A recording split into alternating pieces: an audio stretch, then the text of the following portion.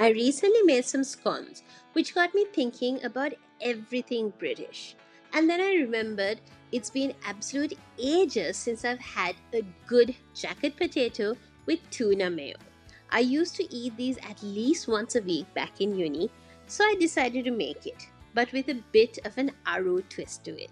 So let's get straight into it.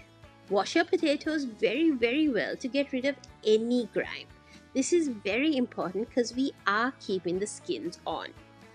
Then pat the potatoes dry with some kitchen towel and stab it with a fork a few times, just to pierce the skin so that the seasoning can really get into the potatoes. Then sprinkle a generous amount of coarse sea salt on the potato and drizzle over a fairly generous glug of olive oil. Massage the oil and the salt into the skin of your potatoes. Jacket potatoes are so easy to make and they make the best vessel for pretty much any filling. Now you can do a classic tuna mayo like I'm doing, or a chili con carne, or even go completely fusion with some nice curry on this. It's hearty, it's warming, and it's just so yummy. So when we're baking these jacket potatoes, the plan is to place the potatoes in the middle rack of the oven, but keep a baking tray underneath to catch anything that drips. So I'm covering a tray in some foil just to make cleanup that much easier. Preheat your oven to somewhere between 200 to 210 degrees Celsius. Pop the foil-lined tray at the bottom of your oven and then put your potatoes on the grill tray in the center of the oven. And then let this bake for about an hour or so. At about the 30-minute mark, just check on your potatoes and then flip them over so that they can get a nice even bake. While your jacket potatoes are baking, let's make the tuna mayo. Now you can always just do a simple tuna mayo and mix tuna with mayonnaise and a little bit of seasoning, but I'm giving this a bit of an Aru glow up. Start off by finely dicing up about half an onion and a few gherkins. I love the combination of the pickled gherkins and the tuna. The tang and the crunch that comes from those gherkins brings such a nice texture when you're eating this. Yum!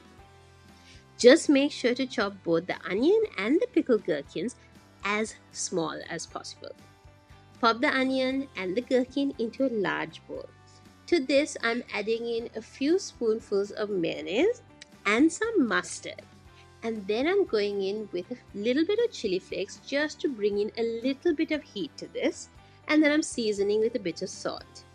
Mix this together first and then go in with the canned tuna.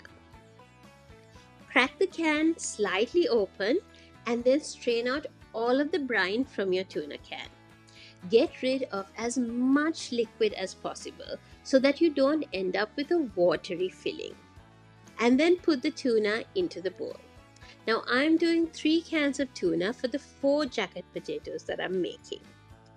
Mix everything together very well and then taste and adjust for seasoning. I'm going in with a little bit more salt, a bit of black pepper, and a squeeze of lemon. Perfect. Keep this chilling in the fridge until your potatoes are done.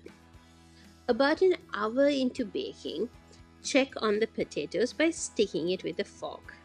If it goes in nice and soft and it's easy to pierce the potato, then your potato is done. Take it out of the oven and let it cool down ever so slightly before cutting into the middle. Now I'm adding a nice knob of butter just because it makes the jacket potato just so much better. But you can always skip this step.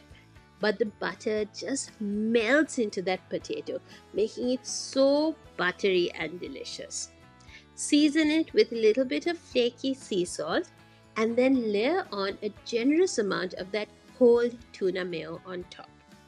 The warm, soft potato, the cold tuna mayo that's packed full of flavor, and that roasted potato skin. It's so good that it almost transports you straight to a nice pub in England. Follow along for more. Bye for now.